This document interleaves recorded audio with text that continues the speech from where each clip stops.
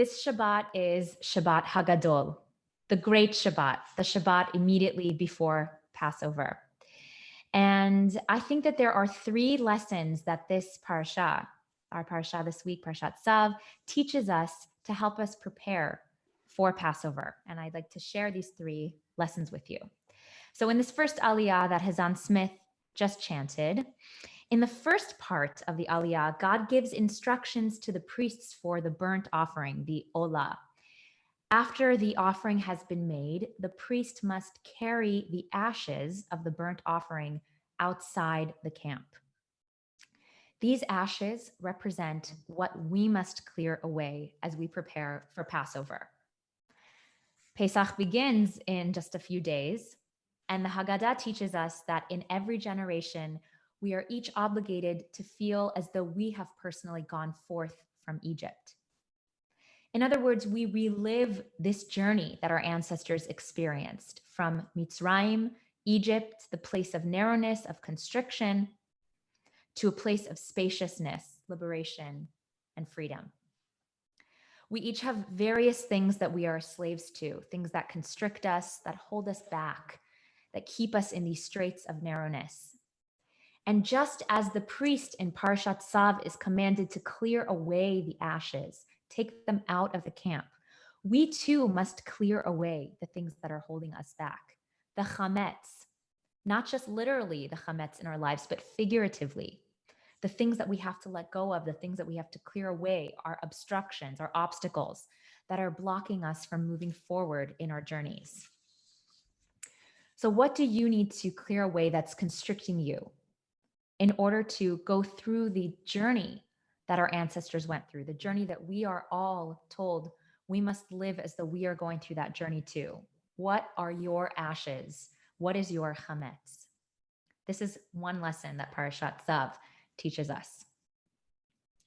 We also read as part of this first lesson that Eish tamid tukad al hamizbeach lo tichbeh, a perpetual fire shall be kept burning on the altar, never to go out. And last night, Rabbi Kamris at our Kabbalat Shabbat service spoke about this eternal fire, this eternal flame that we must keep alive in our hearts. And it seems that it might seem in this pandemic like we are in darkness. We must work hard to keep that fire, that light within us burning.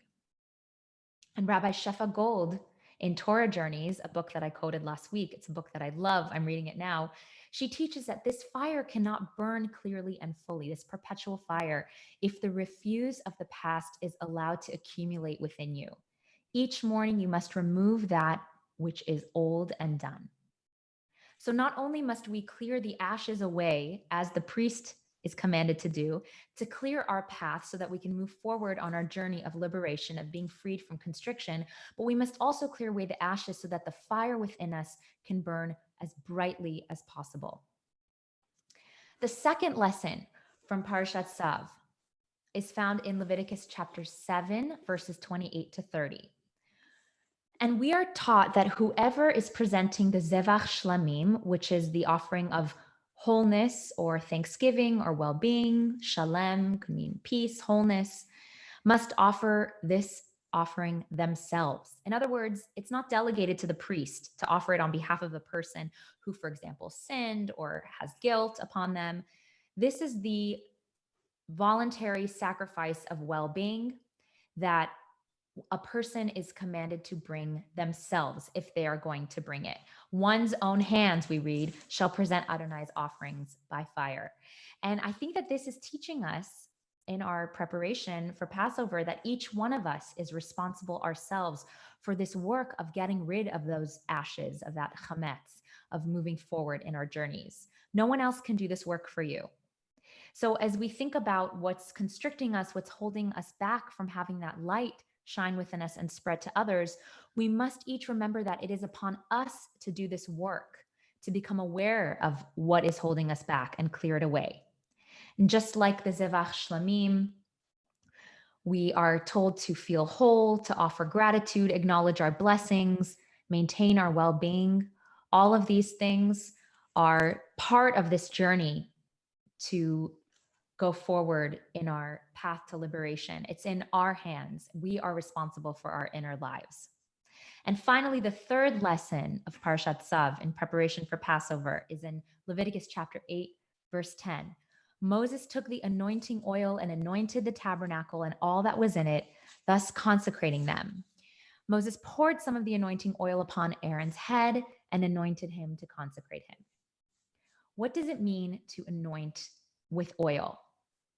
In this parasha, it serves to consecrate Aaron, his sons, their priestly clothing, and the tabernacle, the sanctuary. But what does this have to do with us? We are commanded in Exodus chapter 19, we are commanded by God to be a nation of priests and to be a holy nation. We must all act in holy ways. And as Rabbi Shafagol teaches, Tzav addresses the priest within us, and its blessing is in calling that priest forward. We must take responsibility for the holiness of our world, to be healers, to bring light in a time of darkness. What are the ways that we can be holy at a time when we might feel so constricted, so trapped ourselves? How can we be holy? Well, Parashat Tzav ends with the ordination ceremony of the priests. And the instructions for ordaining the priests are very specific, and they might seem odd or archaic, foreign to our eyes. Moses must dash some blood on the right ear, the right hand, and the right foot of each priest. And there's some beautiful symbolism here. On the ear, again, taught by Rabbi Shefa Gold. So this is the duty that this parasha is teaching us. On the ear, that we might hear and respond to the cry of the oppressed and to the still small voice within our hearts. On the hand, that we might dedicate ourselves to doing justice and making beauty. And on the foot, that we might walk carefully and deliberately on the path of pilgrimage to our promised land, to our liberation, to our redemption from all that is constricting us. So this beautiful lesson from Parashat Tzav is commanding us all to rise to the occasion, to be a nation of priests, to be holy.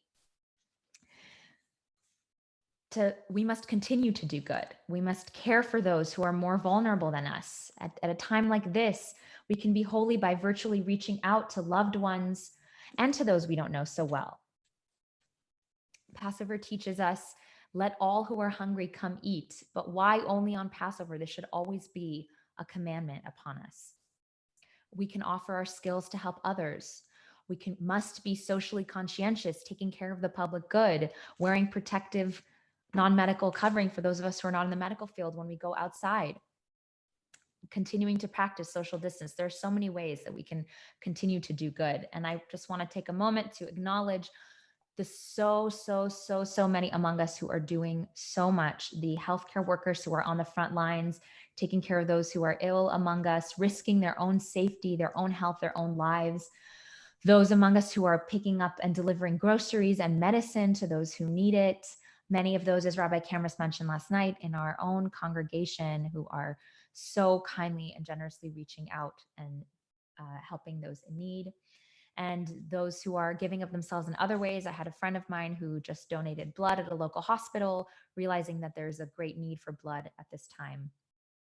So as Rabbi Harold Schulweis of blessed memory said, God is in the response to crisis.